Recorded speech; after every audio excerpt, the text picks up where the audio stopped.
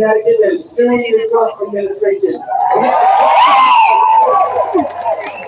So you heard there were more people outside of New Haven than inside of New Haven today here. You go home to your host communities and push your representatives to what? Stand up, fight back. You push corporations that are rolling over to the Trump administration to what?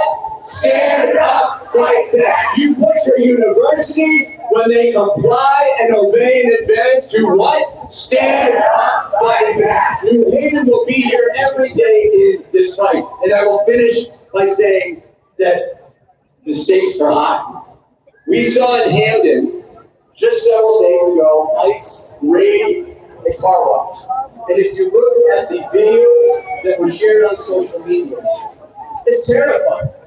People that, by the way, were working to put food on the table for their families to help support the American dream were tackled. I remember a woman that ran into a bathroom in the video, beckoning for one of her colleagues or loved ones to come in and hide, and then ICE came in and just slammed people to the ground, innocent people that are just trying to make a living. The stakes are high. And oftentimes we say, well, it's not me, it's our neighbor that is getting attacked. Well, when the cankled ankles come for your neighbor, you can be sure that you are next. So we need to stand up and fight back. What are we going to do? It is my great pleasure to introduce Senator Martin Murphy, an incredible advocate at our state level who is standing up with our community as well. Senator Thank you so much, Mayor. We are here today because we all know that our democracy is hanging by a fragile, slender thread.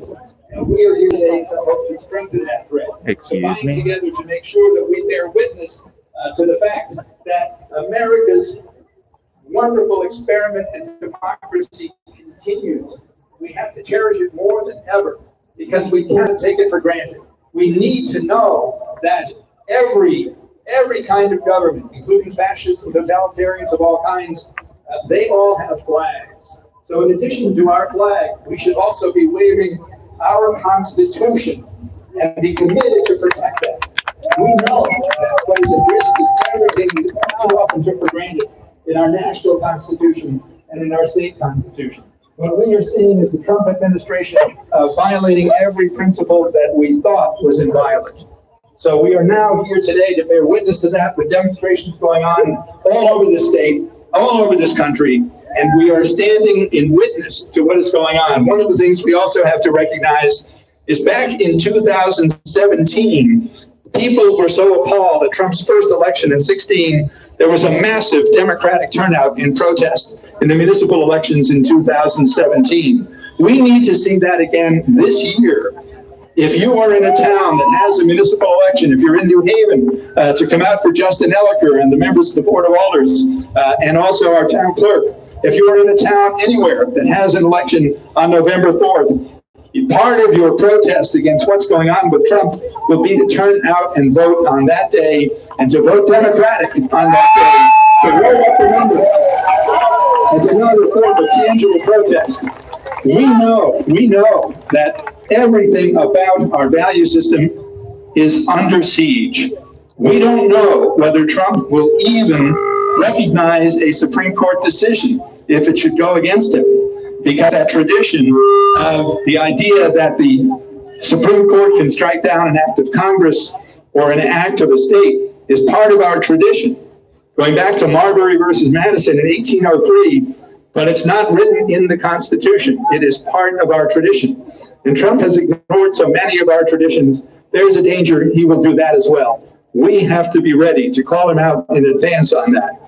In addition, we have seen the outrage of sending federal troops and federalized National Guard troops into municipalities where there are Democratic mayors, states where there are Democratic governors, and obviously what he is doing there is looking to undermine the Democratic leadership in blue states. But that's only part of his motivation. What I fear is that his true motivation there is to set the precedent this year for what he plans to do next year. which is to send in troops into some of those same cities and same states to disrupt the election under the guise that he needs to do it to maintain order. That is my real worry of what might happen next year. We need to call him out in advance on that, because that is a true danger, and that will be an erasure of our democracy. It is certainly an outrage that we see ICE agents wearing masks with no identification. Are they that ashamed of what they're doing?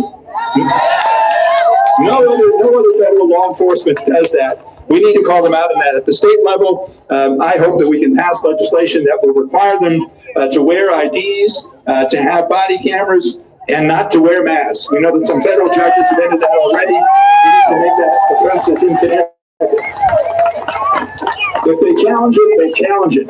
But I think we need to go on record by doing that. We have to make that fight on every single front. We're likely to go back into session in a few weeks in November, and we will be called upon to try to backfill some of the areas where there have been federal cuts already. And I am committed that we will maximize that to the extent we can. We need the governor to be our partner in that. We are all committed to do that. We know that this is a crisis that most of us have not ever seen the like of before, and it's only going to get worse in 26. So today we have other legislators here, municipal officials of all kinds. We have solidarity with those who are doing this all over the country. And I would also then now like to introduce my colleague in the General Assembly, my fellow senator from New Haven, Senator Gary Whitfield, who represents the western part of New Haven and part of West Haven. Thank you all so much.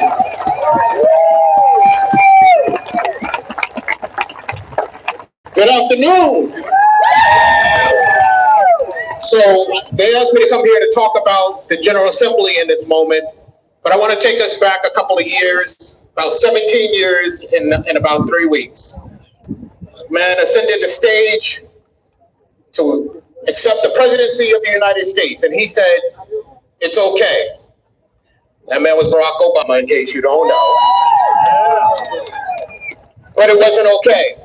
And the reason why Barack Obama had to tell us that it was okay is because, like the character in Ralph Ellison's Invisible Man, he was as such an apparition as anybody, right? Because as a black man, he couldn't tell the truth. He couldn't tell the truth throughout his whole presidency. But we felt good. And here we are today, 17 years later, because he couldn't tell the truth, because we can't tell the truth. Now, I'm not saying that he wasn't a good president. I'm saying there's a problem in this country that started before the president we have right now. There's a problem in this country that started with other people besides the people who are subject to Donald Trump right now. And how does that relate to the state legislature? Well, those people need the state legislature. I'm trying to figure these mics out. Those people need the state legislature to do some things right now. Senator Mooney just talked about the issue of immigration. We need the state to stand up right now. We need the state to not only do the masking stuff, we need the state to think about what it is when Donald Trump commandeers the National Guard. We need the state to think about what it is when people can't get health care. We need the state to think about a lot of things. And right now, we seem to want to do the least that we can and not interrupt Donald Trump. So here's what I need you to understand. That's good, right? But I need you to understand that you have some power. Because I don't have power in the state legislature unless you allow me to have that power. And so what I need you to do is not just be upset with us, not be upset with Donald Trump. I need you to write us. I need you to call us. I need you to be active. Because let me just say this. I didn't come here for a protest. I came here to be part of a resistance. And a resistance dismantled and disorganized the system as it is. And I hope you didn't come here just for a protest, because a protest can be organized and scheduled for a Saturday, and then you can go to sleep on Sunday. This country needs more than that. We deserve more than that. So I'm asking you, if you haven't written to us, even if there are people who you think agree, right, if you haven't called us, even if there are people who you think are always in the right space, call and include the governor. Because the thing that we don't want to happen is for them to legitimately be able to say, nobody asked me to do this. Nobody told me. Take that away from them. And yeah, we need to deal with Donald Trump, but we can't deal with Donald Trump if we can't deal with the issues right here in our state. We can't deal with Donald Trump if we don't recognize that coming out here today is great, but meeting up with somebody on Monday is even better than just being here. Meeting up on Tuesday and Wednesday and Thursday and Friday and for the long term is great. I am getting killed by these bikes. So if you care about your neighbor, whether your neighbor be here with legal status or not, if you care about your neighbor, whether your neighbor currently has health care or doesn't, if you care about your family, if you care about this country, we have to organize ourselves. We have to be active. We have to be the resistance. We have to be folks who have designed ourselves in a way that we don't believe that the system is working and it needs to be changed. And I'm asking you to do that. And so please, on Monday, on Tuesday, on Wednesday, Thursday, Friday, and Saturday, like today, stand up, fight back. Thank you. And I believe we are going to have the moderator, who is Carolyn Kennedy Smith, next.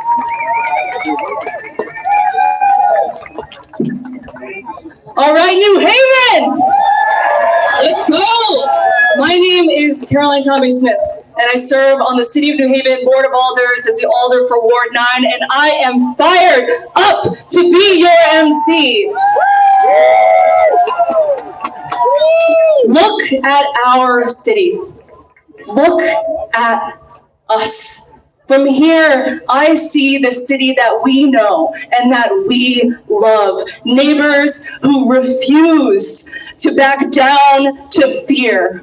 High school students who will advocate for their friend and win. A city that refuses to be small. A city that does not hide, but instead sings, shouts, and roars. And a city that never forgets who power truly belongs to. Not one man, not a king, but we, the people.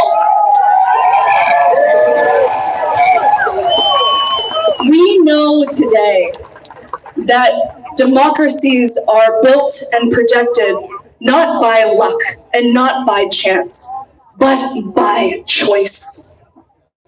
And today, New Haven, we are joining millions in over 2,000 rallies in every single state, with individuals and neighbors who are making a choice to say loudly, peacefully, and defiantly, no kings in our democracy. Let's go. And so today is about shouting as loud as we can, so that individuals down in Washington quake and hear us rumbling in their offices. But today is also about action and about what we will do with tomorrow.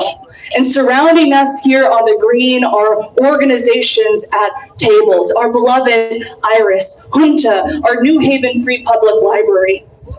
Thank you for being here.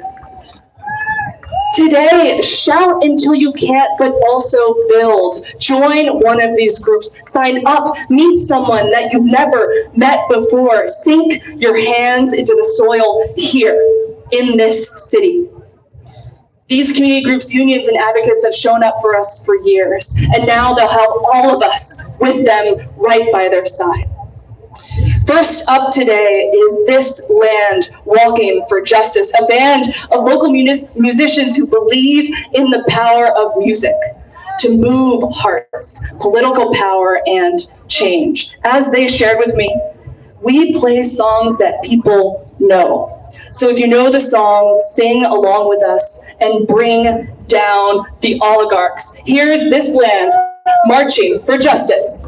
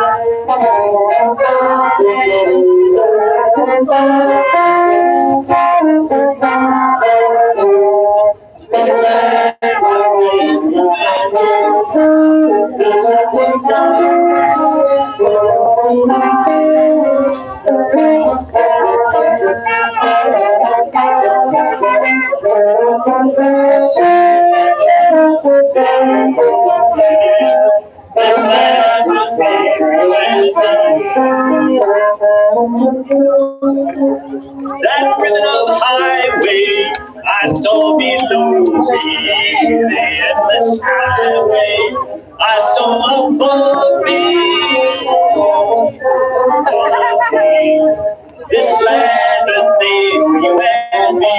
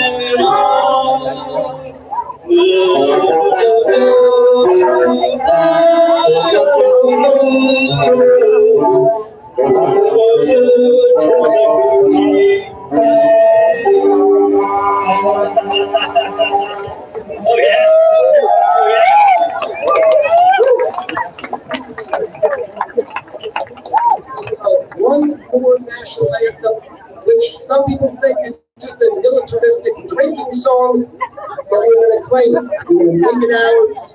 Here it comes. Sing along.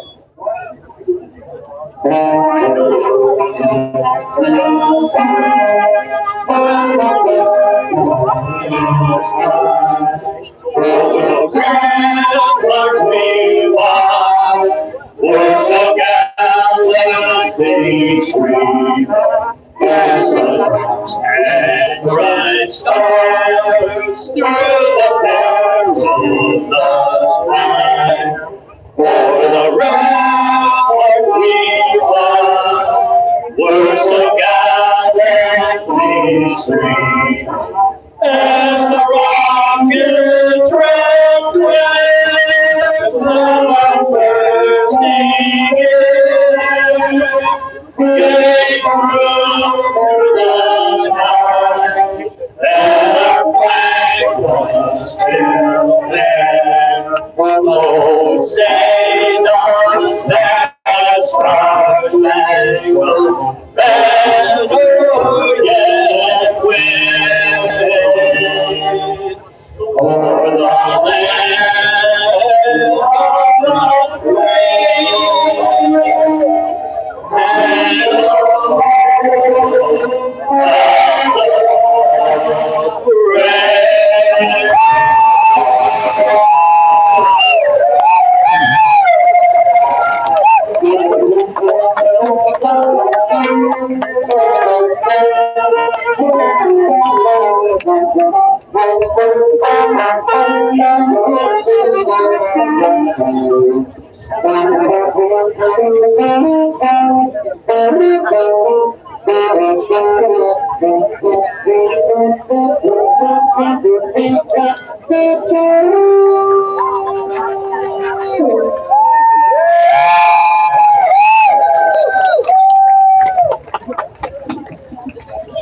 Next up is our treasurer, Eric Russell.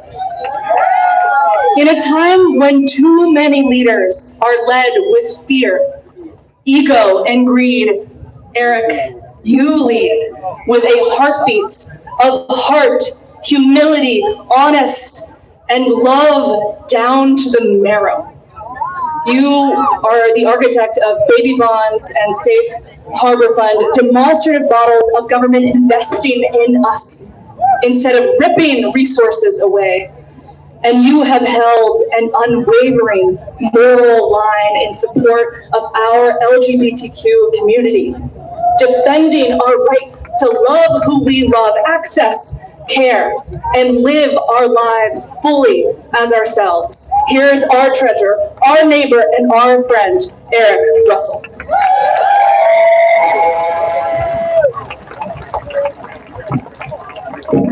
Hey, New Haven, how's everyone doing? It's incredible to see so many people out today. This is democracy in action today. Listen, over 250 years ago, our founding fathers stood up to a king. And it wasn't just about taxes. It was about tyranny. It was about the fact that people had lost their voice. People had lost power and control. And they stood up and said enough.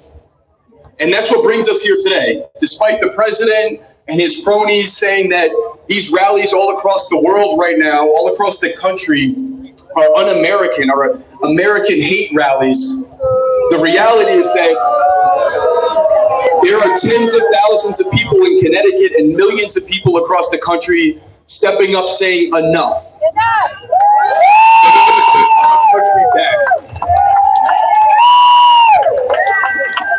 And no more to what we are seeing. No more to intimidating our neighbors and people being pulled out of their places of work and arrested without due process. No more to rolling back our rights or access to the ballot or erasing history from our education. No more to passing big, ugly bills that gut the social safety net for working people in this country, that cut Medicaid for our children and our seniors, that cut food assistance programs for folks trying to put food on the table at this moment in time. Housing assistance subsidies, when we are in a place right now where you're in a housing crisis in Connecticut and all across this country. What we are seeing right now is not just wrong, it is inherently un-American. And we see a president who is using this power to do everything wrong, using the Department of Justice to attack his political enemies and those that disagree with him, tearing down institutions that we rely on at our core, and filling these positions with unqualified loyalists that will blindly follow anything that this president says. But the scariest piece of this are the cowards on the Republican Party in Congress. This system of democracy was designed with checks and balances. It was understanding that if you had a person in the president's role that goes unchecked, that you divert back to a structure of kings. And it relies on people stepping up and doing their job. And Republicans in Congress right now are willing to walk away from that responsibility. They care more about keeping their seat than they do about representing the people who put them there. And this is our moment to step up and send a very resounding message that if this is what you are going to do, you are no longer going to hold your job. Not here in Connecticut, not in the legislature, not in Congress. I will end with this. This is a really dark time in this country's history. It's scary. It'd be really easy to put our heads in the sand, to turn the TV off, to put the blinders on. But the reality is that is what they want. They want us to be discouraged. They want us to walk away from this fight. Are we going to do that? I think about some of the dark times this country has been through. I think about my father, who's 83 years old, African-American guy who grew up in the South during the heart of the civil rights movement and Jim Crow and the fight for voting rights.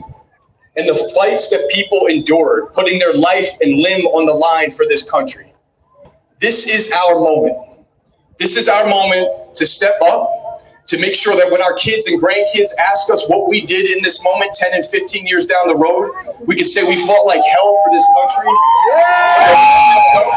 That we mobilized, that we organized, that we got people out to vote, that we protected our neighbors, and that we voted. That we voted like our lives depended on it, like our country depended on it, not just in a presidential election, in our local elections, for the Board of Ed, for the alder race, for our mayors, for our representatives in Hartford. And so thank you all for being out here. Thank you for all stepping up. Thank you for fighting back.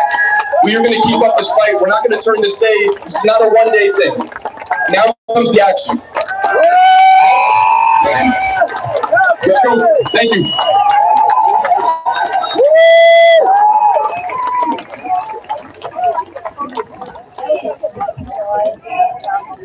Let's go. Next up is Professor David Blight. One of our leading voices on the unfinished struggle towards freedom and equality in America. Professor Blight, you have often reminded us that history is not something we just watch, but is something we are writing right now, that every single generation has a chapter in the story of our democracy, and this one is ours. Messy, mighty, but ours. Here's Professor Blight.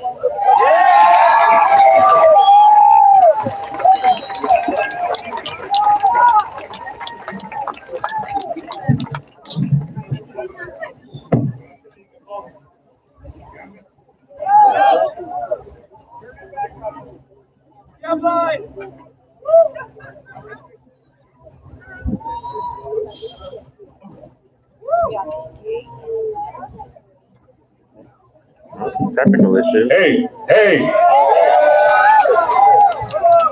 Thank you. You can all move up a little if you want. We don't smell up here. And we're downwind.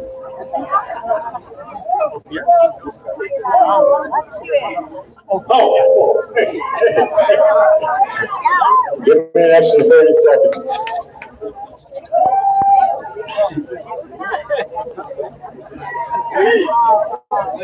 Students never do that. Hey, on the night before he was murdered, Martin Luther King said this: "Somewhere I read of the freedom of assembly. Somewhere I read of the freedom of speech. Somewhere I read of the freedom of press. Somewhere I read that the greatness of America is in the right to protest for the right." Here's to the First Amendment. And don't go to bed tonight until you get out your pocket Constitution and read the damn thing. Read it.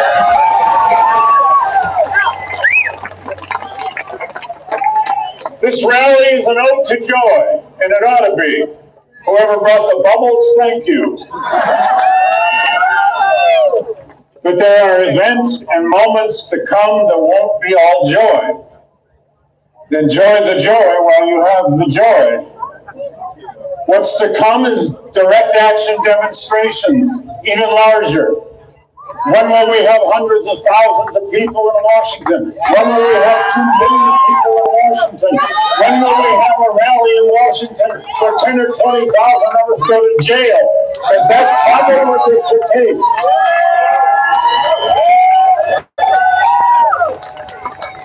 And there won't be any joy in the jail depending on the songs we sing. This rally is about patriotism. Admit it. Come on.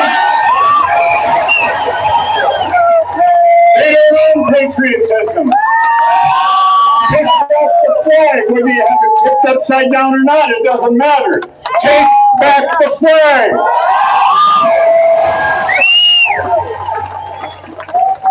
And we're here, I suspect, because we finally realize we're not just individuals. We don't just belong to our own single interest group. We don't just defend our own little field. And nobody's better than that than universities. We're in this together. We're a community. We're actually a country, a nation, and it's being dissolved from under us. We have to get outside of ourselves into the nation state. As much as some people have tried to diminish the significance of nations, they don't go away, do they? The Trump regime calls you all enemies. We're enemies. Well, they called us every leftist weird name they can think of. But fine. If they want enemies, give it to them. We are enemies of the effort to turn the Department of Justice into oppression of its enemies. We are enemies of the illegal attacks on Venezuelan boats without evidence. We are enemies of the takeover of school curriculums and the very meaning of a free university. We are enemies of the attempt to control the practice of history and all other cultural institutions. We are enemies of the attempt to eliminate the Voting Rights Act. We are their enemies and they need to feel it. Okay, I'm a historian. One last little history lesson. Sorry, it's my job. A lot's been said of comparisons to this era to other eras. Yes, it deserves to be compared to the 1930s. Yes, it deserves to be compared to the rise of Nazism. There is a great book on this. Didn't you know it? The guy's going to cite a book. It's by Richard Evans. It's called The Rise of the Third Reich, and he gives you 8 stages of the rise of Nazism. I will just state them, and you can decide which ones we've reached. 1, an economic depression. There was eroding faith in institutions. 2, the spreading of a contempt and hatred of democracy itself, which at that time was spreading all over Europe. If you teach people to hate democracy, they likely will. The 3rd was the destruction of dissent and academic freedom. The 4th was a ritualistic propaganda machine. And we all know the Nazis were brilliant at that. The 5th was the creation of, I love this one, a cloak of legality for every step they took. You take this much and you figure out a way to call it legal. You go another step, you figure out a way to call it legal. 6, public manipulation and the redrafting of history and art and other cultural institutions. 7, they knew who they hated. In their case, it was Jews, communists, and socialists. The Trump regime knows who they hate. And 8th and last, a police state. The use of brown shirts. The use of student thugs on campuses. Street violence, the creation of a Gestapo in every town. Add those up, you can decide. Have we reached 6 of them, 5 of them, 7 of them, 8 of them, partially all of them? A last little history point. Recently, I challenged the president of the Heritage Foundation, which is the source of the 2025 project and most of the executive orders. All right. They're here filming it, don't worry. I challenged Kevin Roberts, president of the Heritage Foundation, to 2 debates with historians. He is a PhD historian himself. He recently accepted. There will be 2 debates. The first will be here at Yale in February. Although the president's office hasn't approved that yet. And that will be on the broad general question of the nature and practice of American history. And the second debate will be in Philadelphia in June at the National Constitution Center, and that will be all about the founding era. We're going to draw them out. They've been attacking historians for 50 years. They've been denigrating us. They've been telling us we're nothing but a bunch of left lunatic, crazy people who want Americans to feel shame. Will come on out and debate us, and they are going to. Thank you.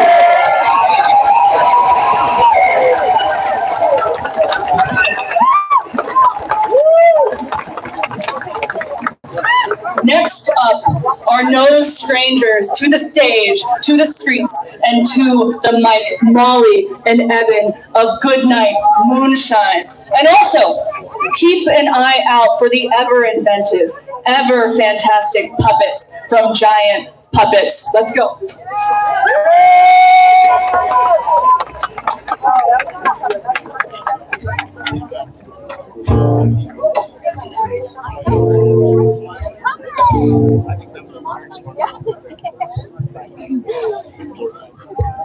This Land Is Your Land, written by Woody Guthrie, of course, in 1940, as a fierce criticism of wealth inequality in America. When that song became a popular commodity itself, the last few verses fell away. I wasn't taught them in school. And those are the verses that speak some truth to power. Louder, you're saying? Oh, well, you're going to want to hear me sing, so definitely louder. Louder on the mics. Check, check. DJ Vine, thank you, DJ Vine. A little more mic. But less guitar, I would say. Is this guitar going to, like, melt your face? I think less, no? Yeah, guitar down. This guitar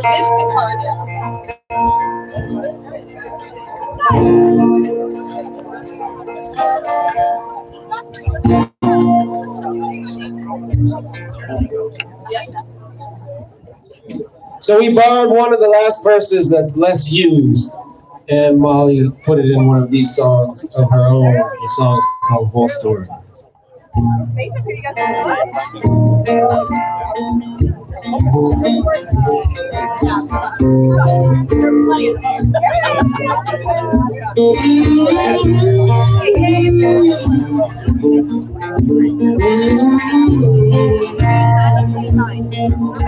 You told me a story about how the world came to be, but you glossed over the hard parts of our history.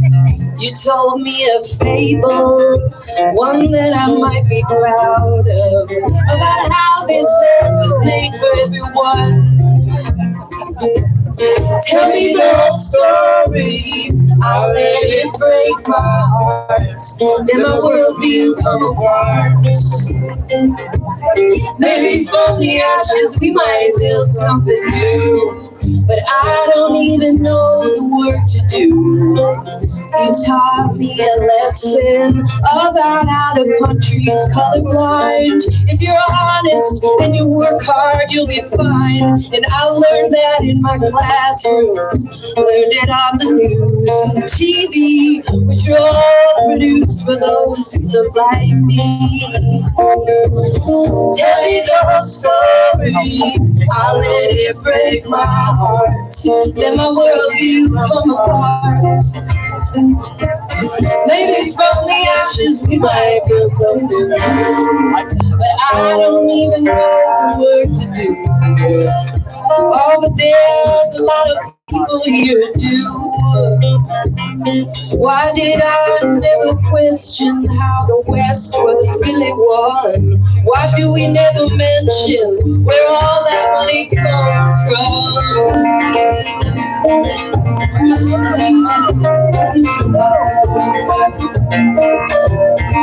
In the shadow of the steeple, I saw my people. By the relief office, I see my people. As they stood hungry, I stood there asking, is this land made for you and me? You told me a story about how the world came to be, but you glossed over the hard parts of our history. You told me a fable, one that I might be proud of, about how this land was made for everyone.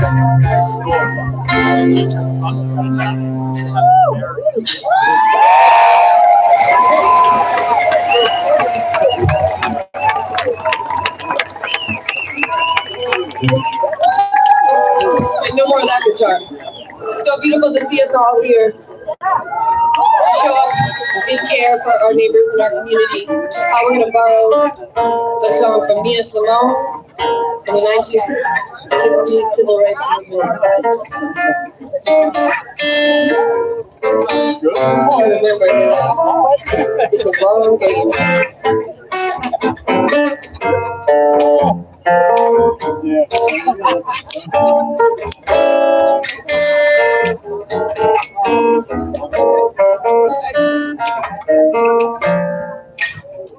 I wish I knew how it would feel to be free. I wish I could break all the chains holding me.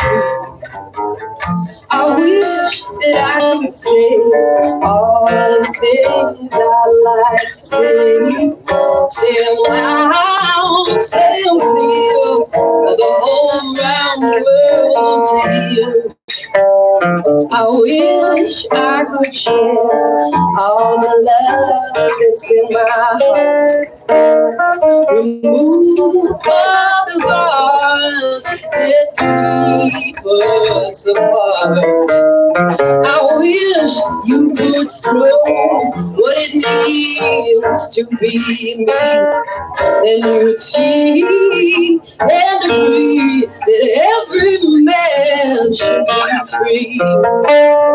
I wish I could give all I'm longing to give. I wish I could live. I'm longing to live, and I wish that I could do all of the things that I can do. But way overdue, we'll be starting new. I wish I could be like a bird in the sky.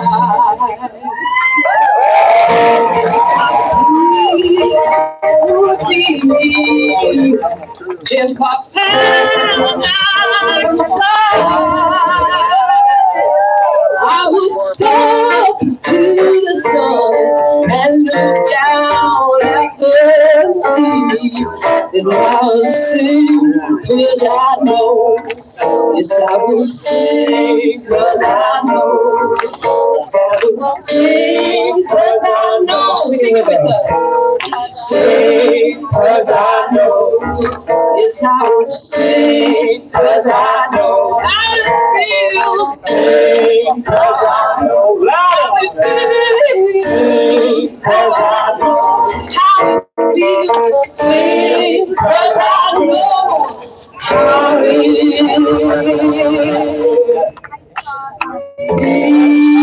feels to be free.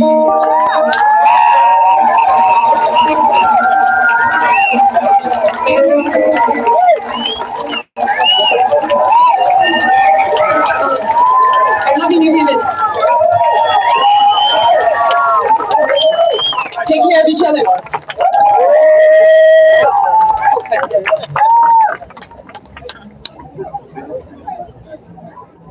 All right, New Haven, next up is Leslie Blanteau, president of our New Haven Federation of Teachers. Leslie, you have been in every school building marched in every corridor of this city and took the train with dozens of New Haven High School students to advocate at the Capitol for fully funded schools.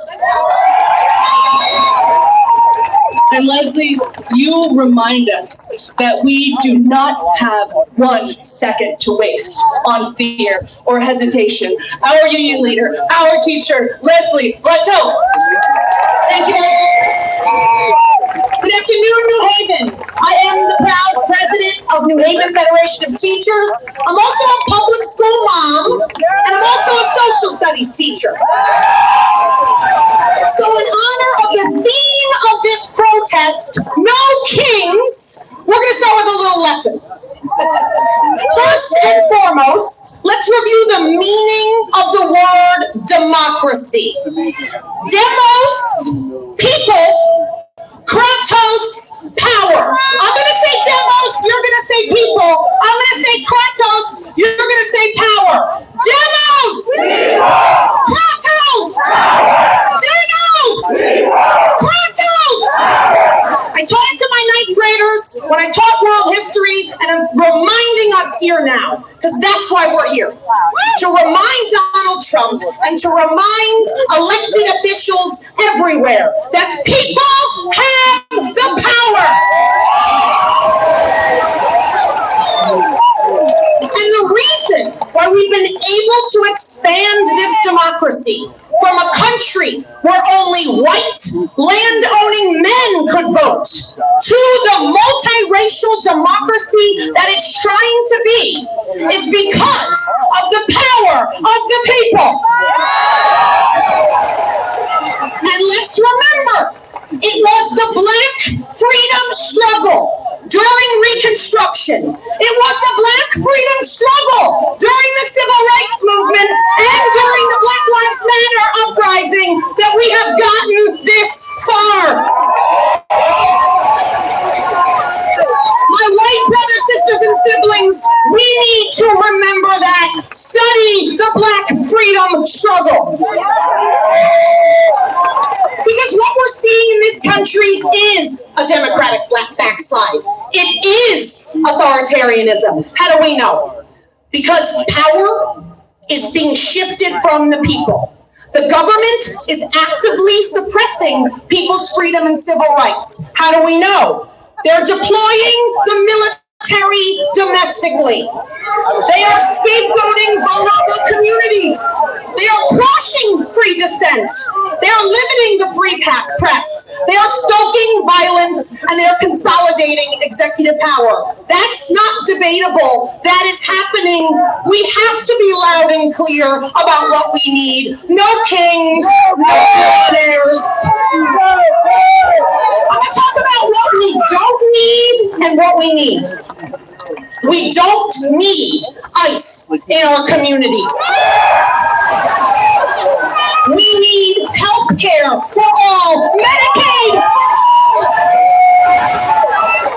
We don't need federal troops in our cities. Look at Chicago, violence and occupation, federal helicopters on the roof of apartments, children separated from parents, areas outside of schools, tear gassed during dismissal. What we need is affordable housing for all. We don't need school vouchers and privatization and school choice. We need fully funded and fully staffed schools for all of our children.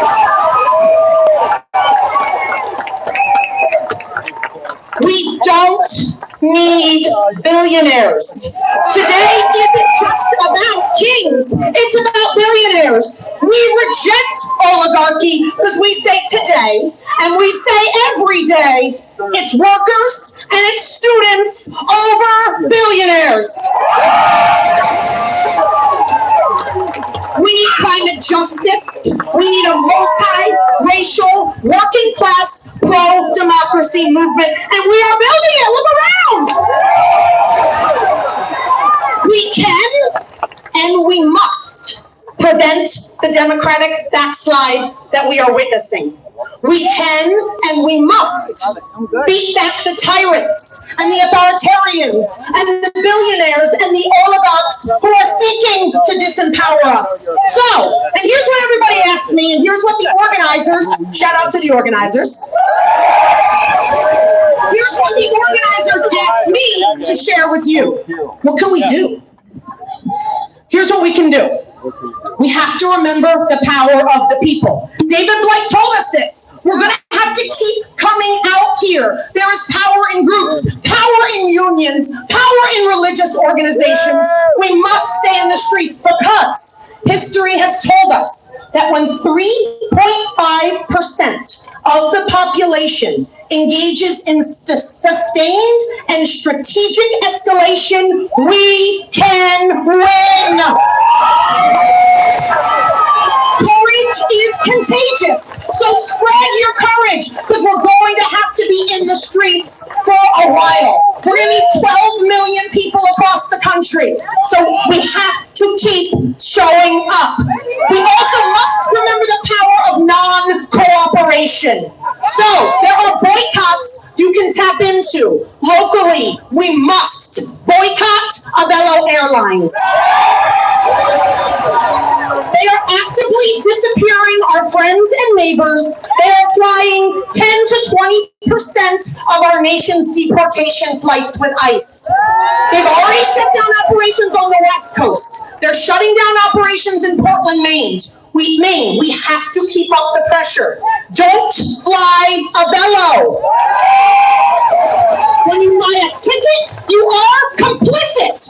Tell your friends and neighbors. Non-cooperation. We are working towards a general strike on May 1st, 2028. I know that's a long way off, but general strikes are hard to do successfully. So we are working towards that every May Day. Between now and then, we must have more and more of us in the streets, together, united against these fascists. And I'll bring it home here. I will bring it home here. Locally, Connecticut has the power to Trump-proof our budget and protect our communities. So when the special session starts, when the short session starts in the winter, we must make our voices loud and clear. There are billions of dollars in surplus and an uncollected potential revenue in this state that we can protect our people in Connecticut. But guess who needs to hear it? Your legislators need to hear it. Call them and tell them. Governor Lamont needs to hear it. Call him and tell him. We must use the resources of this state to protect our children, our neighbors, and our community. We can do it. There is no excuse for anyone to be struggling in the richest state, in the richest country in the history of the United States. So the best way to rebuke a king is to stand with the people. It's Demos, people, Kratos, power, Demos, Kratos, no kings, no billionaires. Let's go, Connecticut.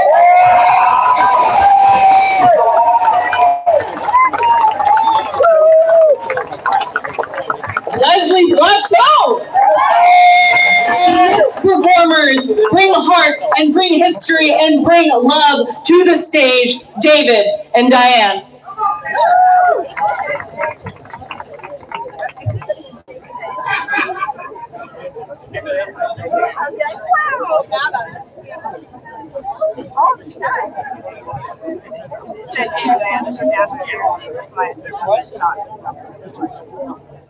Check, money chat.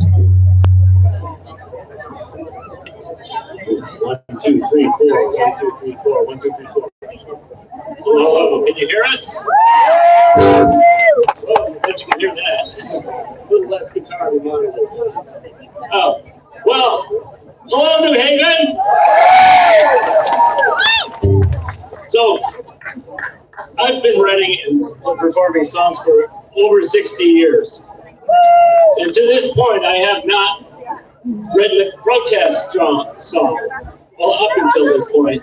But you know, with the crap that's happening in this country, goddamn. I didn't write this song because I wanted to, I wrote it because I had to. Sing along, the last line comes around, and I want you to sing it with us, okay? Ready? Welcome, welcome, one and all. There's room here at this table. Come in, fill up the hall. The broken and the able, kind friends and neighbors near at hand, or a stranger from a far-off land. As family with you we stand, let nothing come between us. There's food plenty for us all, and hands to help the frail, clothing for the naked child, and shelter from the gale. The weary traveler here may rest among us as an honored guest. Good fellowship, the only test. Let nothing come between us. The winds of hatred fan the flames that burn across this nation, as men of wealth seek to destroy this marvelous creation. So to each other we must turn before the point of no return. The good of all our one concern. Let nothing come between us. The good of all our one concern. Let nothing come between us.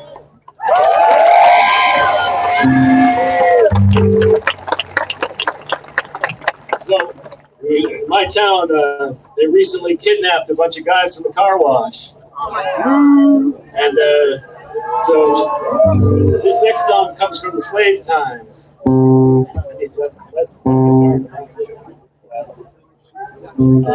Comes from the slave times, when you could just be grabbed and hauled off into slavery. Well, that's happening all over again. Sing along on the chorus, please, please. You all, if you don't know it, you'll get it. Ready? It takes a man to sing or it's song. It takes a man to sing or it's song. It takes a man to sing or it's song. I won't be worried now. Try and get some sleep. Try and get some sleep. Try and get some sleep when I woke up. There's shackles on my feet. It takes a great man to sing a great song. It takes a great man to sing a great song. It takes a great man to sing a great song. I'm worried now. I won't be worried now. Now I ask the judge, what's gonna be my bail? I ask the judge, what's gonna be my bail? I ask the judge, what's gonna be my bail? 21 years in a Salvadoran jail. Well, it takes a great man to sing a great song. It takes a great man to sing a great song. It takes a great man to sing a great song. I'm worried now, but I don't be worried now. I've done the tracks just as far as I can see. I've done the tracks just as far as I can see. I've done the tracks just as far as I can see. A little bitty girl was waving after me. Well, it takes a great man to sing a great song. It takes a great man to sing a great song. song I'm working now. I'm bigger in love.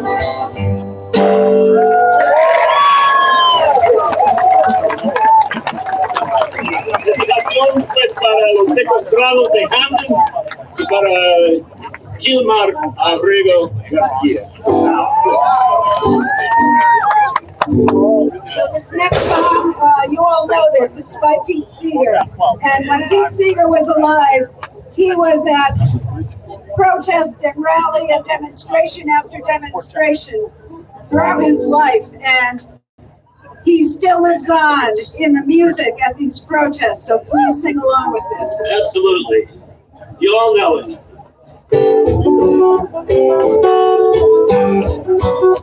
If I had a hammer, I'd hammer it more. I'd hammer relief all over this land. I'd hammer out danger. I'd hammer out warning. I'd hammer out love between brothers and sisters all over this land.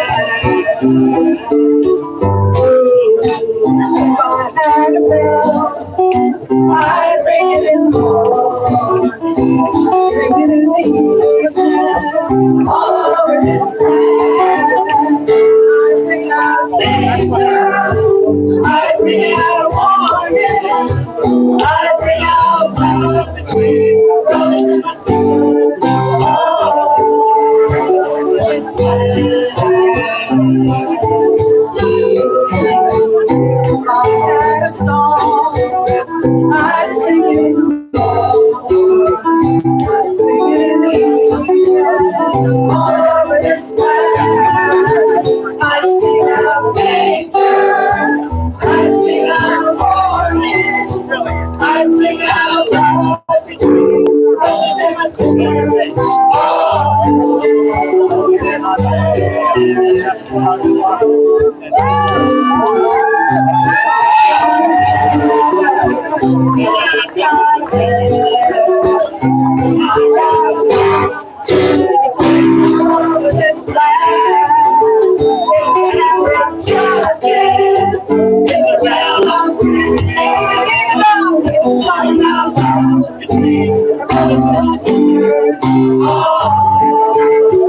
this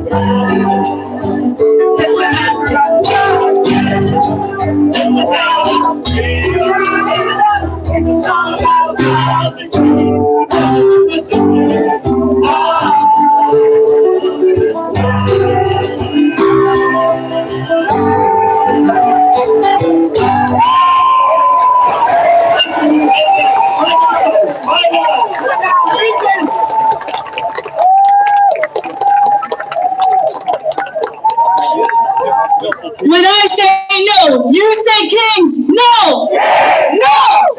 No! Our second to last speaker before we march is one of the fierce champions for this city that we've ever known, Kika Matos. Kika, you led the creation of the Elm City resident ID card, one of the first in the nation, giving every New Havener, regardless of immigration status, a right to belong here. You now are the president of the National Immigration Law Center, where you have been unafraid to stand toe-to-toe with anyone who has the audacity to bruise our immigrant community.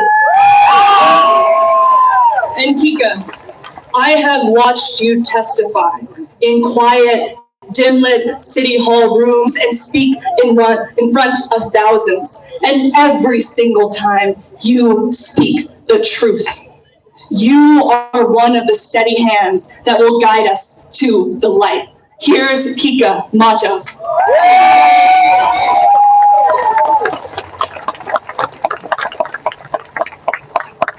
Hello, New Haven!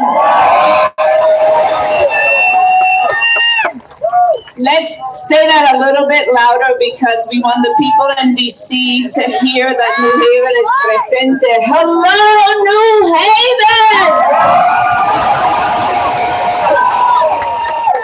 I am here today to say presente. I am here today to say I am home. And I am here to say I am angry. Who else is angry? I am angry because ICE is roaming our streets. I am angry because ICE is roaming our neighborhoods. They are coming for immigrant neighbors. They are coming for our friends. And they're coming for people in our community. And to that we say, and I'm angry because our democracy is under attack. But we are here today to stand up and fight for our democracy. Are you with me? When our democracy is under attack, what do? We're not going to get anywhere with that energy. Let's try again. Are you ready? When our democracy is under attack, what do? When our immigrants are under attack, what do? What do? Tell me, is this what justice looks like? Is this what justice looks like?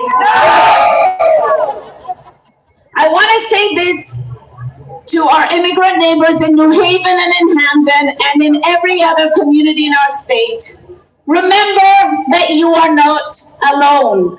A nuestros amigos que son miembros de la comunidad de inmigrantes, quiero recordarles que no están solos. You are not invisible. No son invisibles. And we will not let this go. And to ICE, we say this. We saw you. We will not forget. And we will not be silent. Are we going to be silent? We are here on No King's Day to say that no one has right to rule over our communities like tyrants. Not ICE, not Trump, not anyone. America, y'all, we're being gaslighted. America's being gaslighted, and we're being told that the brutal ICE machinery is all about security. But let me ask you this. Whose security? Do you feel safe when ICE is roaming on our streets? Do you feel safe when ICE drags our families from their homes? No one feels safe when kids are left at bus stops crying because their parents have been kidnapped. No one benefits when our tax dollars fund surveillance, raids, and deportations. Here is what real security looks like. A family without fear. A child who can sleep through the night. A parent who can go to work without wondering if they will make it home. So let us together, all of us, channel this energy today to come back tomorrow and next week and next month to fight against tyranny and to fight against authoritarianism. Let us challenge every lawless, reckless action, every policy and every official who thinks they can terrorize our communities and get away with it. Are you with me? Are you with me? Justice! No justice! And let me end with this promise, because I've been told I got 1 minute. To the people of Hamden and New Haven and Hartford and Bridgeport and every other town in Connecticut, I am here to say that we are with you. To the ICE agents who are roaming our streets, I am here to say we are watching you. And to every single person here, my plea to you is to get organized, get loud, and never ever let them rule in silence. No raids, no kings, not here or anywhere. Say it with me, no raids, no kings, not here, nor everywhere. So in order for me to get off the stage, we're going to say it one more time, but you got to be really loud. Are you ready? No raids, no kings, no here, not everywhere. Thank you, beautiful New Haven. Thank you.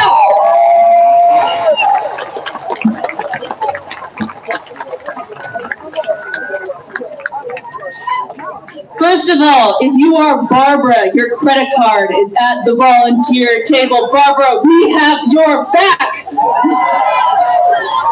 Our last speaker is one that you already know, Reverend Scott Marks. If you have been in the streets in New Haven, you have seen him. If you have marched for justice and for workers, you have heard him. And if you have fought for this city, then you have been led by him, Reverend Scott Marks. You are one of our city's clearest moral voices. You remind us that the truth can be heard in the clarion call of a song, in a protest, at the picket line, and in an embrace. May we start our march guided by your unextinguished light, fire, and love you bring to this city. Reverend Scott Marks.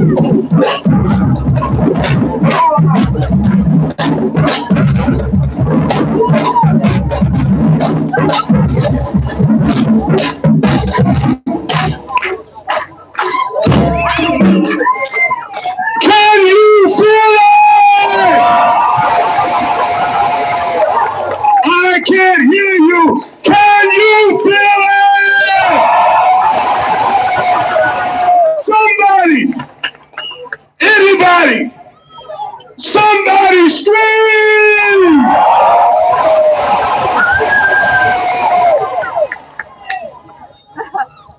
I don't know about you,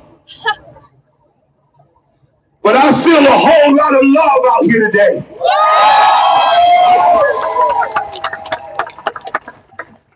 One of my mentors that recently passed, Reverend Lawson, one of the things that he taught me, that love has to be in the center. Look at somebody that you don't know and tell them that you love them.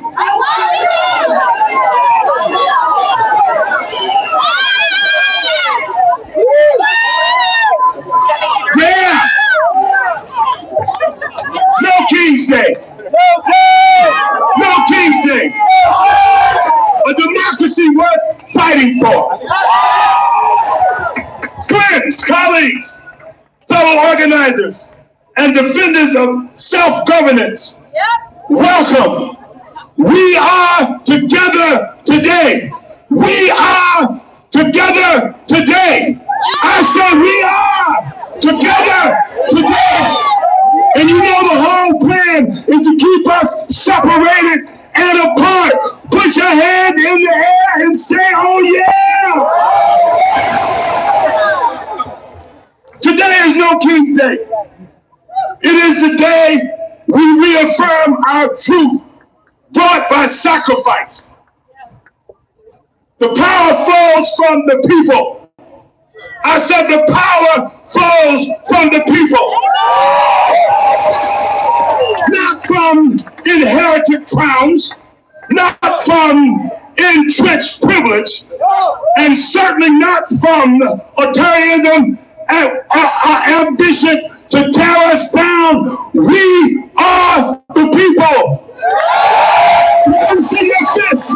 Let me see your fingers. And say power to the people. Power to the people.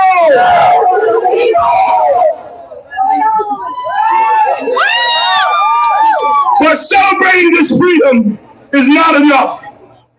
We must secure it. We are here today because we recognize the ground has shifted under our feet. Can I get an aha? The threats facing our republics are existential. What got us here? The old methods, the old assumptions won't get us there. We must begin a shared analysis of the conditions we're operating in. We are witnessing a calculated, coordinated effort to dismantle the guardrails of a multiracial democracy. We cannot afford to be sentimental about what was or what's still working, but we must ruthlessly, strategically move forward and do the things that we need to have the change that we want. Our purpose, therefore, is clear. Our purpose is clear. And I speak as an organizer. Organizing has a key role to play in countering authoritarianism. It is the level that moves the world. Organize, organize, organize. We need a strategy that can match the moment. We need a strategy that can match the moment. A strategy that moves with urgency in the short term while building for the long term. Our theory of change rests on two powerful reaffirming timelines. The rapid response, and whenever we seen that guy get back to the office, I started to hear, know your rights and resist. But we got a system here that don't care about your rights. It's time, in a nonviolent way, it's time to fight.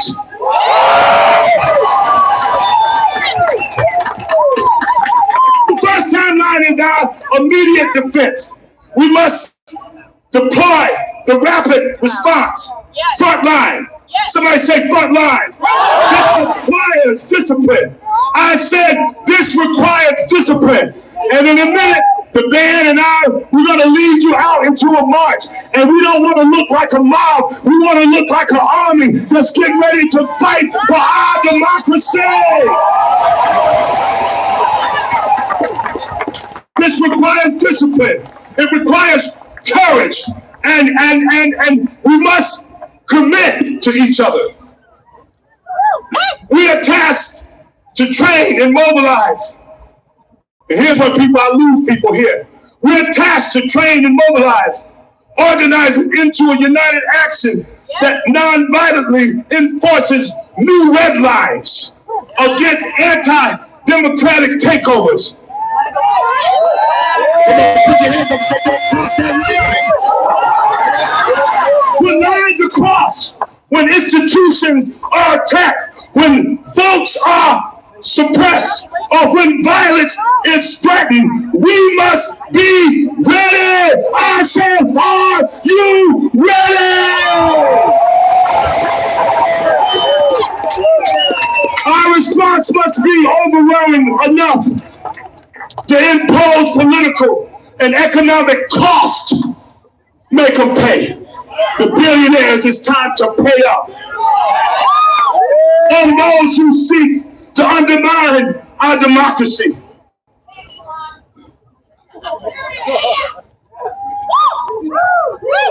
We must always be ready for the resistance. We must meet their fight with resistance. This is the shield we raise up to protect the present, the long-term backbone. But the defense is only half the battle. I said the defense is only half the battle. To truly win, we must build a system so relentless it cannot be broken. Look at somebody and say, we're built for this. We must build a long-term backbone for sustained multiracial democracy.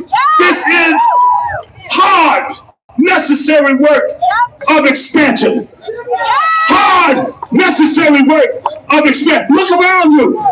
You see some black up here, but when I look out there, I don't see a lot of black out there. And we are brothers, sisters, queers. We definitely gonna come together. We're going to get our people together. We stand, and divided we fall. First, we must expand the base and the narrative. We must anchor our efforts in positive, long-term future vision, a vision we can all see ourselves in. Now listen to this part here now. And I know Janice, I'm hurrying up. Listen. That transcends the current political squabbles. We gotta get past how we feel about somebody. I was on the way up here, somebody passed me a card and said the revolution starts in the community. I looked at another person that I've been promising forever, we need to sit down and have a one-on-one. And if the time has ever been, that time is right now. Whatever it is. Look at somebody and say, we got to get over it. Second, we must expand the infrastructure. This means recruiting, training, and welcoming, because we can show up here all day long and stay in the crowd gets bigger and larger. But I want to know what you're going to do when you leave here. Thousands of new organizers into the work. We must move them beyond a single election cycle and anchor them in a durable local organization. Join up somewhere. It's easy for you to stay home. I'm going to the rally, but I ain't going to that meeting. You got to get into a meeting so we can have a shared analysis. And it's enough you doing what you want to do or me doing what I want to do. We got to do whatever it takes. Is today Saturday or Sunday? Because I feel like I don't want to preach today. Third, we must weave a cross-section of relationships across the entire pro-democracy ecosystem. Not every organization needs the same strategy. No, I don't want you. And this is, I'm not making a pitch for New Haven Rising. New Haven Rising is too small. We need the movement to come together. I don't care what banner you honor. Together we stand, divided we fall. The whole is always greater than the sum of its parts. And every organization has a different strength to bring to the effort. So don't look down on nobody. We're not looking for a single king or a single savior or a single strategy. So to solve this crisis, we're all looking for collective power and organized people. Collective power and organized people. I said collective power and organized people. Organize, organize, organize. Let the authoritarian build walls. We'll build bridges. Let them sow division. We'll sow solidarity. Let them dream of crowds, and we will build the movement and beat them at the ballot box. On this No King's Day, let us commit. I'll be ready to say it again. On this No King's Day, let us commit not just to defend the democracy we inherited, but to secure the democracy we deserve.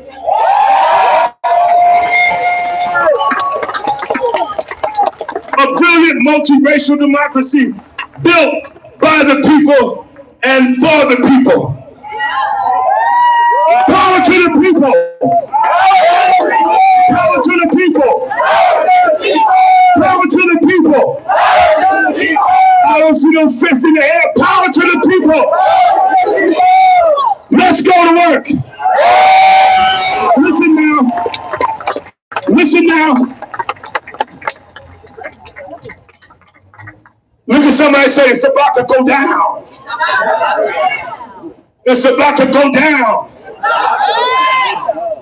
And when it goes down, we all get to go up. Listen, let's make sure. Got to get in the middle here. Let's make sure that we follow directions. It's going to take this, and I know these are my people out here, and I don't care whether you like or not. You're my people. The one thing we don't like is discipline and order. Because if we don't get it, I said we don't get it. If we don't get it, if we don't get it. All right, at this time, I want you to follow me and the drums. Not in front, but we're going to line up 5 or 10 across. Let's make sure that we do that. Are you ready? Are you ready? Are you ready? 2, 1, 2, hit it!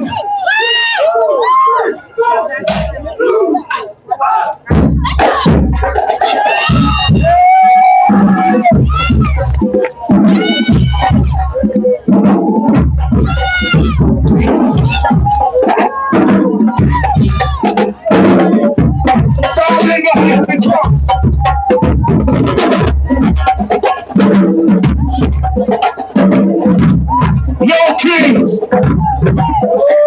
No raids!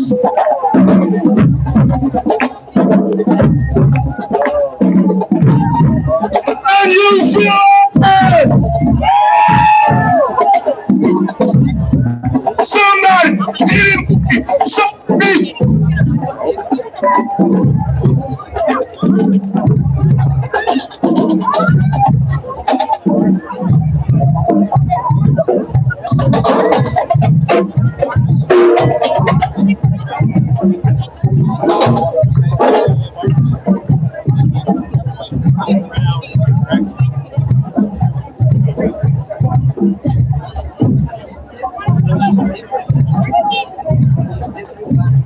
Should we just merge with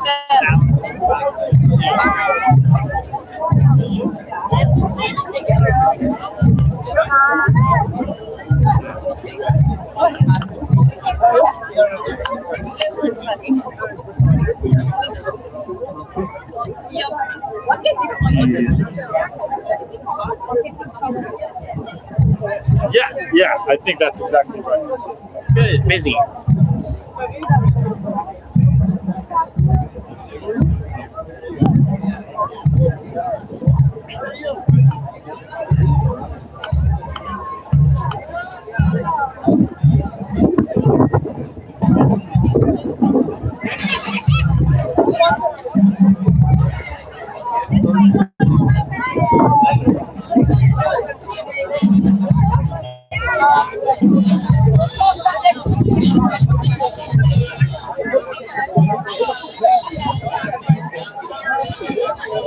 See the crowd. The crowd's moving that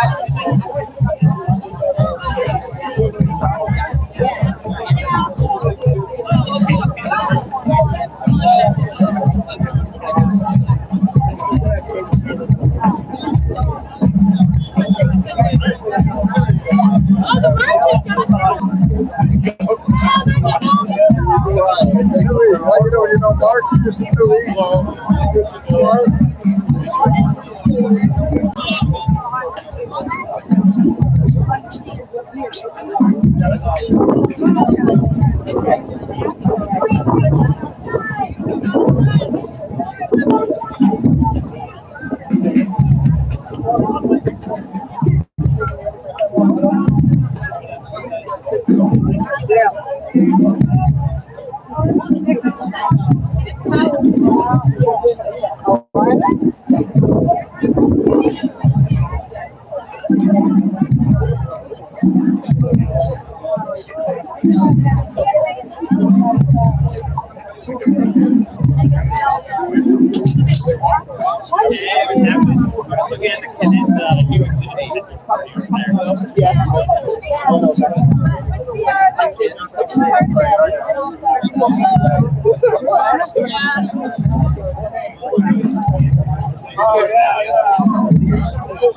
At first I was like, oh, it's all skids. I was like, wait. Same size, two sides of the same coin. The Republicans, they take the same combination.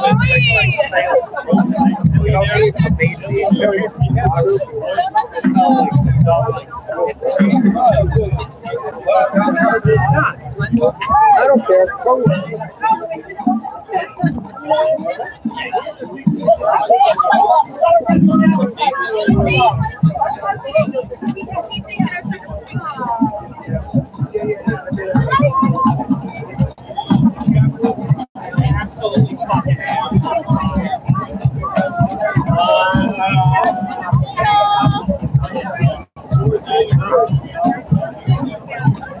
There was a drone somewhere. I'm not sure where it went.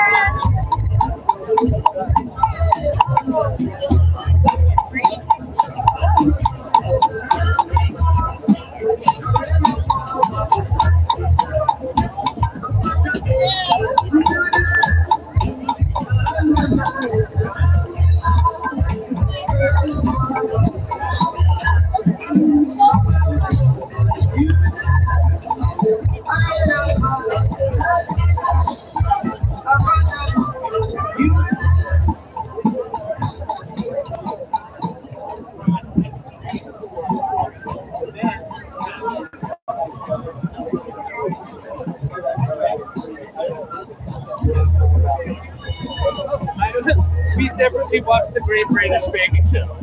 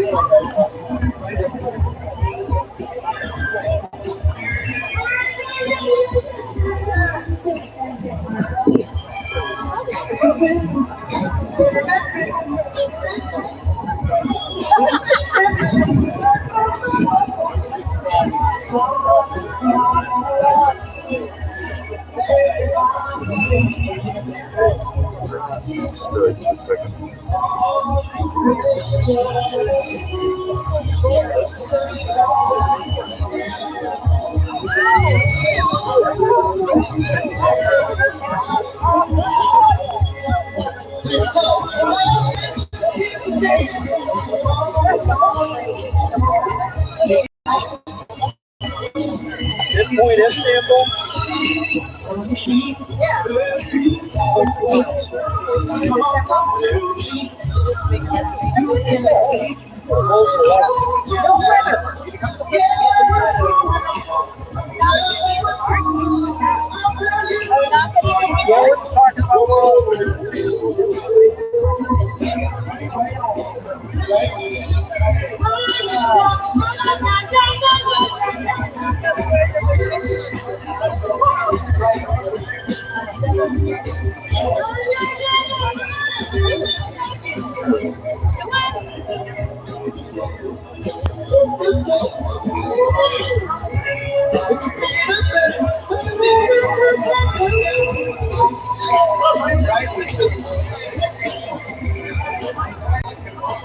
All basically clean.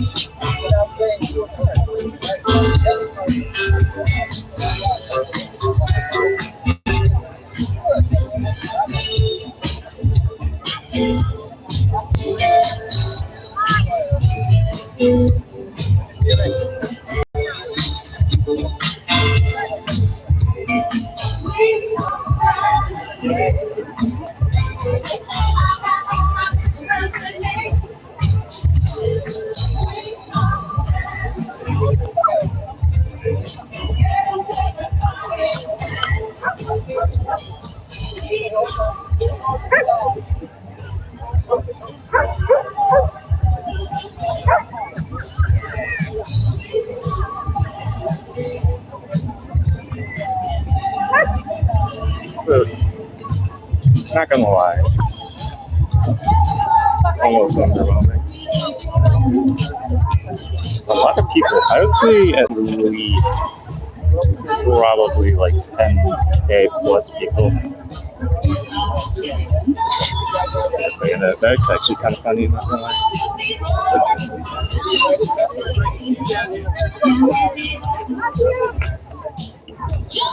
That's actually a good sign. If I were to put it yesterday on the number, probably at least maybe like 50K people. Definitely more than 10K, 100%.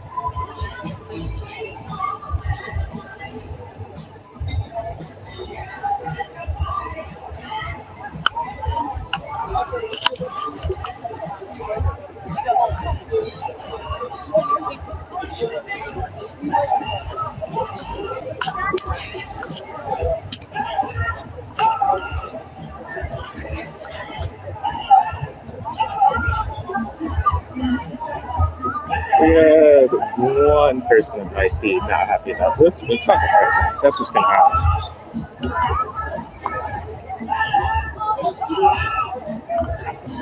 That's kind of crazy, but it is what it is.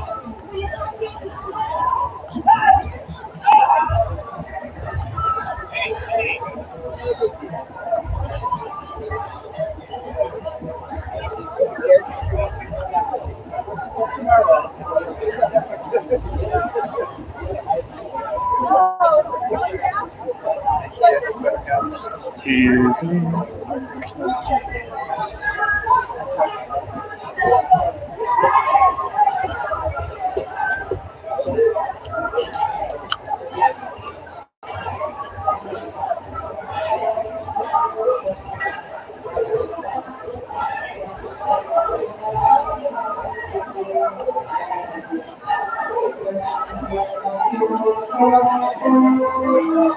Where are these? Okay, these parkings are kind of bad. Like, not gonna lie.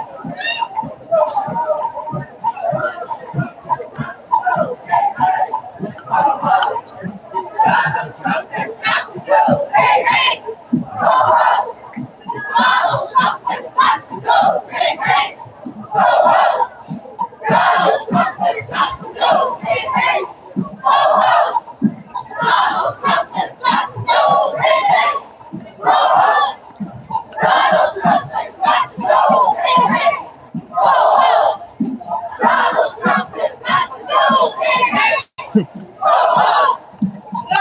Trump has got to go. Donald Trump has got to go. Donald Trump has got to go.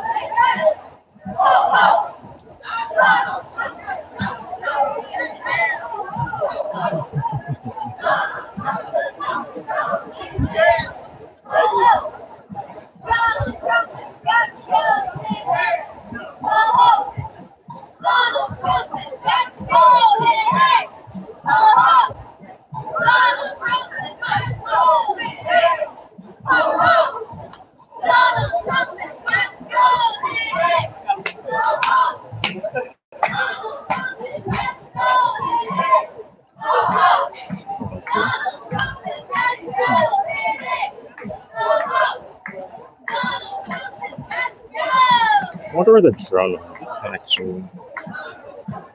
Because honestly, I can't even tell if it was an ICE drone or a government drone or the one that's gonna get the high scope of the entire thing. Honestly, can't tell.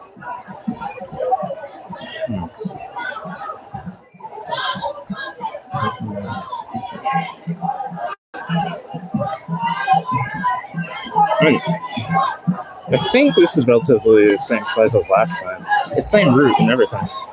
But there was a lot more stuff going on, obviously, in the recording.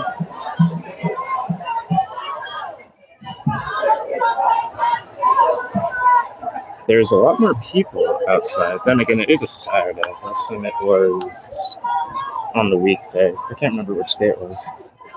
I think it might have been July 14th. I forgot what day that was.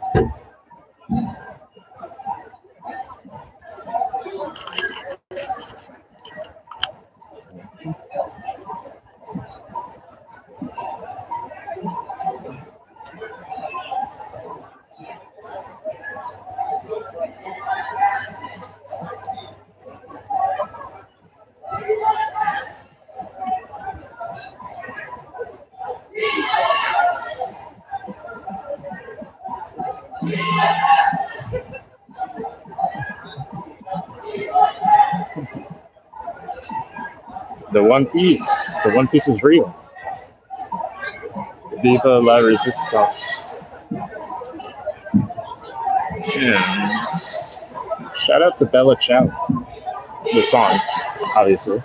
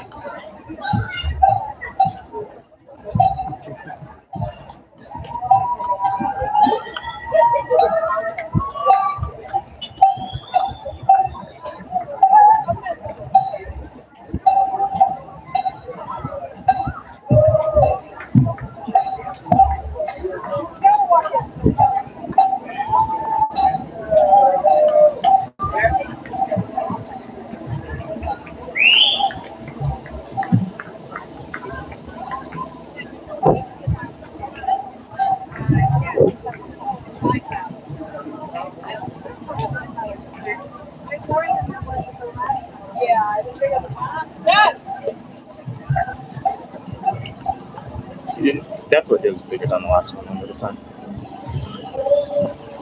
And a lot more enthusiasm for it too, which I guess means that Trump is losing people, and or more people are getting more used to, well, not used to, but they're more upset about what he's doing, which is fair and completely warranted, honestly. I want to see that. It's Trump and that other guy. I can't. I think it might have been Argentina's technical president, I think.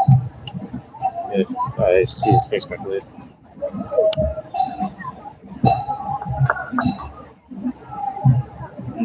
I might be wrong, though. I can lie.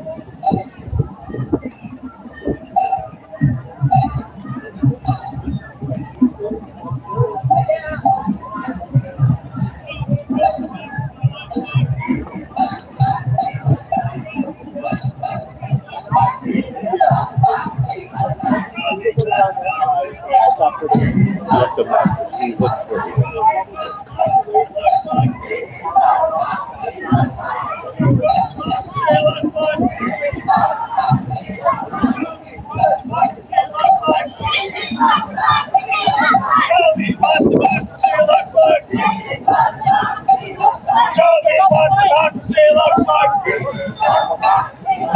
Show me what democracy looks like.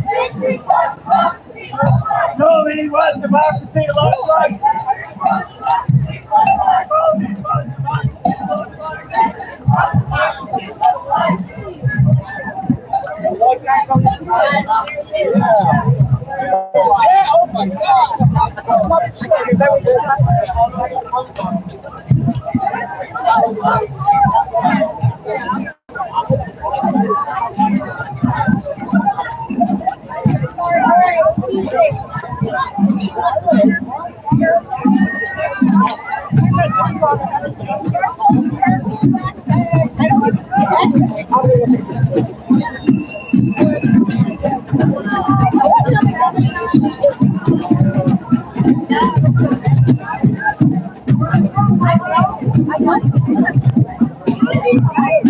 Oh my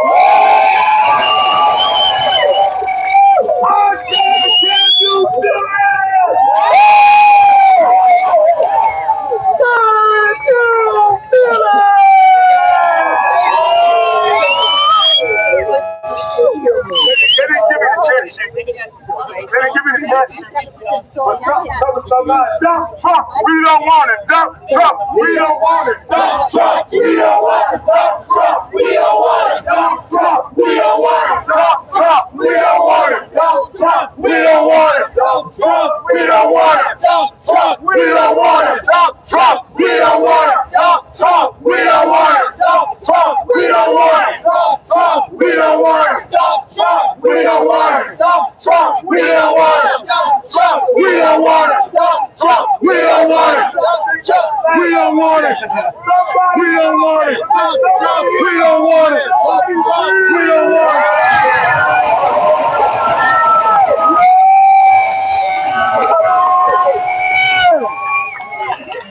No peace. No peace. No deportation.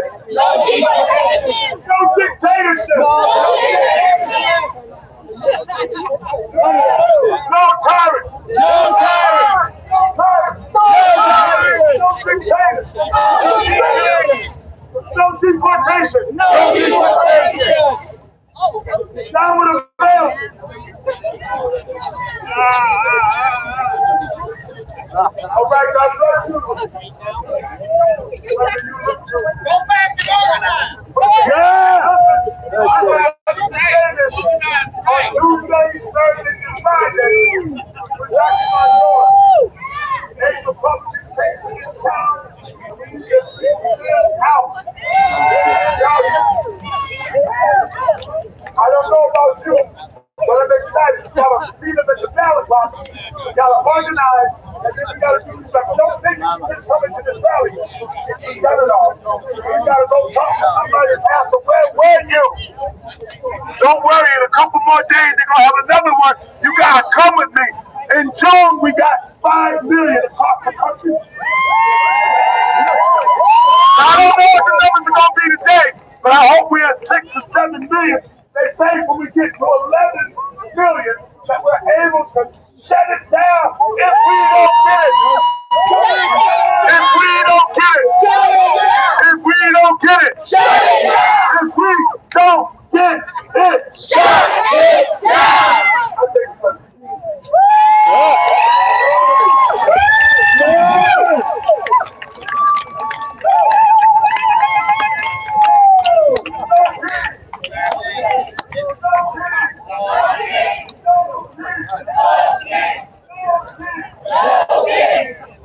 If you have any the bullhorn,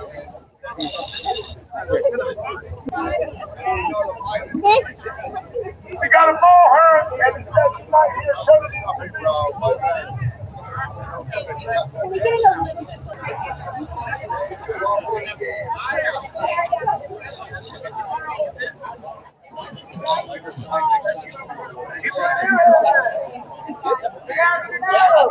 Or you could put straps on. I want to do what she does. Yeah, like that. Yeah, like that backpack, a couple of pylons there. Yeah. I watched her. I said, why wasn't I that smart? Next one, you will. That's right. That's what we're doing.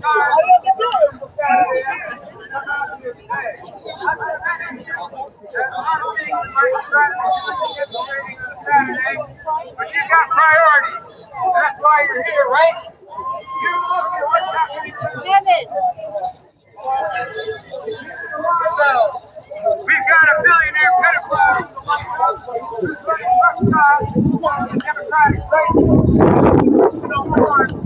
we consider the foundations of our society, right? Man and a regime that's using the armed forces of the state to kidnap our most vulnerable members of our community, to fund genocides overseas, to prop up his billionaire buddies in Argentina, to provoke war with Venezuela, with Iran, with Russia, with China. Now let me ask you, did you vote for this? No! Is this the American ideal? No! Right. So we all got out here today, instead of spending the day at home with our families, to do what? To combine our presence, to combine our voices, to make ourselves heard. And you did a good job. You should give yourselves a round of applause. The city heard you. But if I may take just a moment, and I want to leave you with the question when you go home tonight, before you go to bed. I want you to think about, what are we doing? Where do we go from here? Yeah, we did a fucking fantastic job getting out onto the streets and getting real loud and making ourselves seen. And they're all looking down from their windows, their towers right now, and they're seeing all these signs.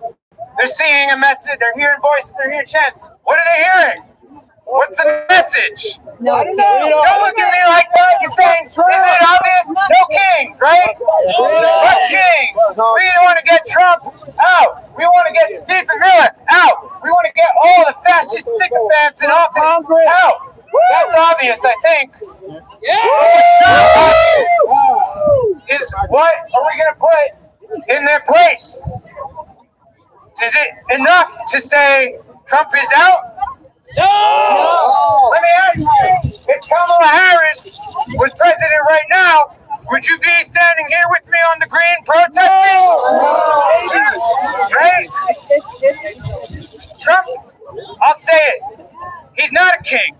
He's not Hitler. He's not Mussolini. Hell, he's not even George III. But he is a faithful servant to the king in this country. Don't give me that look. What are you talking about? What king? What king? We all have a king. We've always had a king in this country. No one's so confused. You know this king well. That's right. I heard his name. Say it loud. Money. George Washington. Ben Franklin. Thomas Jefferson. Money. Cash. Credit. Capital. That is the king. And his rule, his dominion is absolute in this country. And he is a king, capital, that transcends any mortal officer. Let me tell you something. I'm 35 years old. And of those 35 years that I've been on this earth, the Democrats have held office for 20 of them. And you know what? All of these attacks on the working class, all of this environmental devastation, all of these bombs being dropped on working men and women, everybody just like you and me in other countries has continued unabated, no matter who's been in office. Now Trump, he's a real piece of shit. I think we all agree on that. Trump did not make this country the way it is. The conditions for Trump being expressed through him and his regime right now were there before. Trump is merely the removal of that mask of polite society. But Trumpism, the ills expressed through it, were always there. And I'm tired. I was an ardent supporter of Obama when I was in college. I was an ardent supporter of Bernie.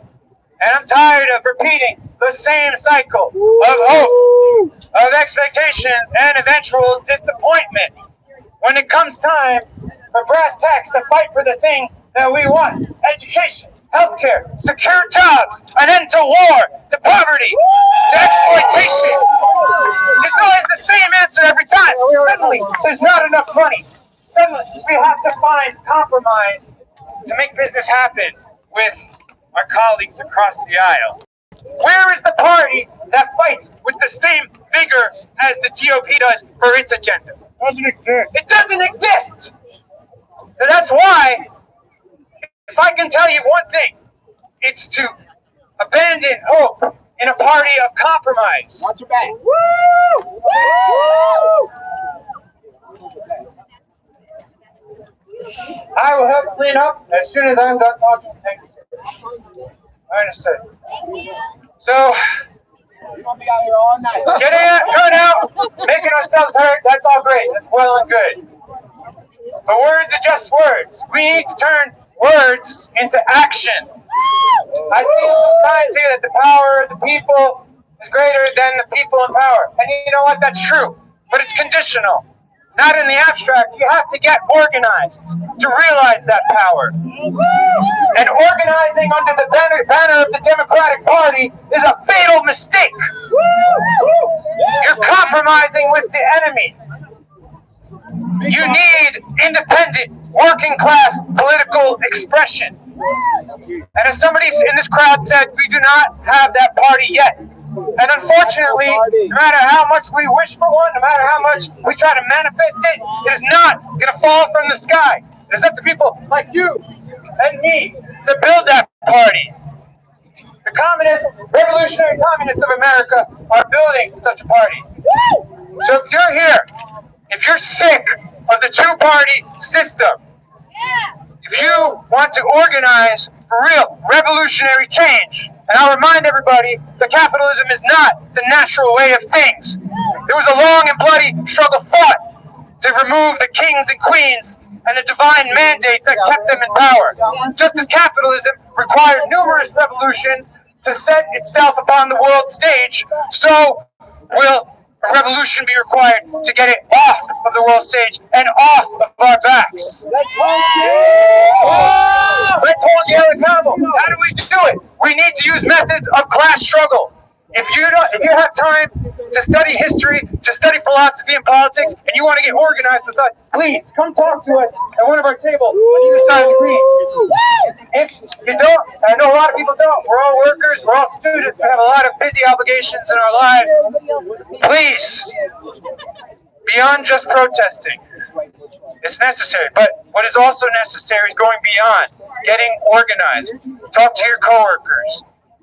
Form committees at work, form committees at your neighborhoods. No matter how many laws get passed, no matter how many representatives we elect to office, that means nothing when our enemies ignore that and use the forces of the state to trample all over that. Right? Laws aren't just pieces of paper. They're not going to protect you. Your people, your fists, the fists of your friends, your coworkers, they can protect you. Striking dock workers can prevent weapons shipments to Israel. Neighborhood ICE watch committees can prevent kidnappings and abductions.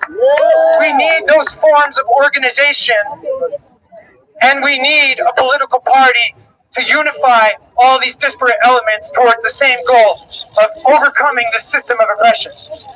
Thank you so much for listening. I'll see you at the next protest. Please, if you have time, if you have energy to donate, please come talk with us at one of our tables. We'd love to have you.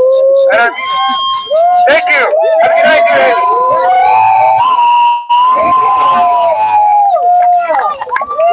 Free Palestine! Free Palestine!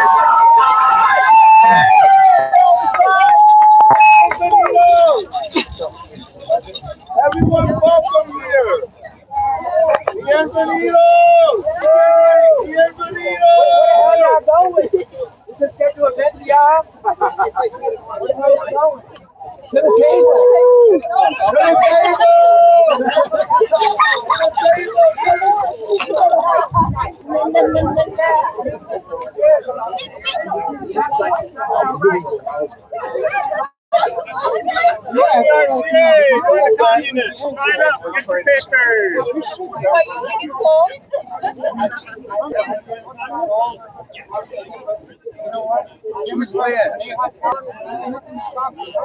Well, I mean, so,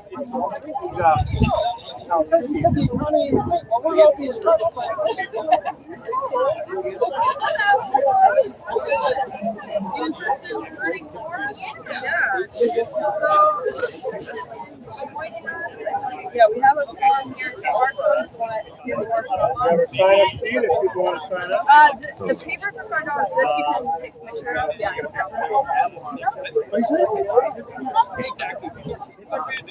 And our papers are $5. Yeah. It almost, it assumes that capitalism will stay, Yeah. and that it is what it is. Yes, we do. So if you want to take all the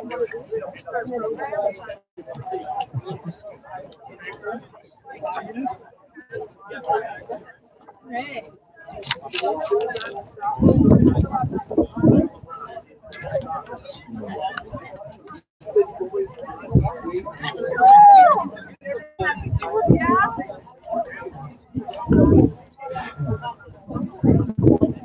So, the second King's Day protest, and it was larger than the last one. A lot more people, a lot more activities. Similar booths were set up, but more information isn't bad. There does need to be a new party. Do I think it should be the communists? I do not know. Economically, no. Politically, yes. But I would think we need more than 3. We need like at least 5. So that we have 2 that are on the far right and far left, and then the middle. That's how it should be. So that everyone gets a voice. And there's more democracy. I'm not even gonna question what that is. So yeah, so far let me just put this here. If anyone wants to do that, or at least yeah, those guys. Then receipt A, and another QR code. Oh, I dropped my paper. So I think yeah, that should be enough for the camera to see. I think that should register reasonably. And Workers Unite all over the world. You could call this like kind of like Trotsky's idea of world revolution, in my opinion. I think it has started, just not in the communist fashion, more like the democratic fashion, like the Arab Spring near the end of the Cold War. And, Oh, it was so bad. You could call the recent uprisings around the world the Gen Z Spring, because they're all Gen Z taking down their authoritarian, like, technical democratic governments, such as Nepal, Indonesia, Philippines, Morocco, Kenya,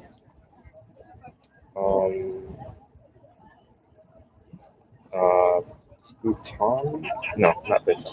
They're actually pretty chill, reasonably with their government. Who else? Bangladesh was the one, too, and Sri Lanka and a few others in Asia and some parts of Africa. So that was basically it for that. Everyone has basically gone to the communists. That's just to see what's going on over there. All the speakers have left as well. People are taking their buses. People are going to the cars, leaving the place. Police left like 5 minutes ago. And majority of people are going home. And I surely hope that they'll take this entire thing as a lesson. And yeah, more people are awakening. Where I am, a lot of people are awakening. A lot of people have become more out there to speak out against this desperate thing.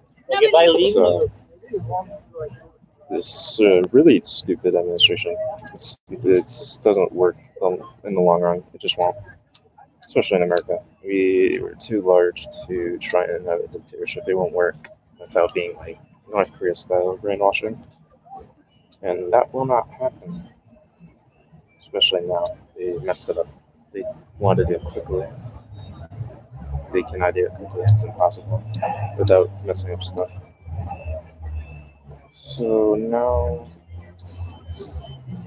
yeah, this country will fix itself over time, and I will be there to oversee it.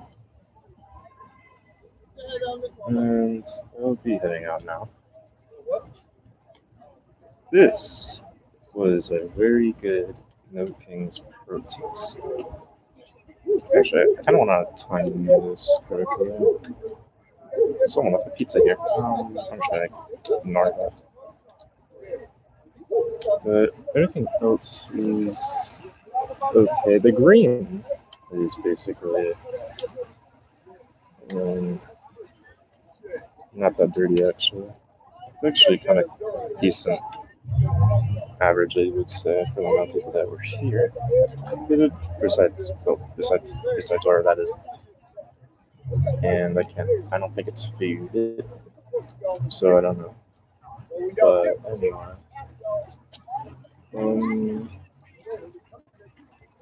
I hope that this will be part of history, not my, or at least my part of the USA. I hope people will find this, and they'll be heading up now.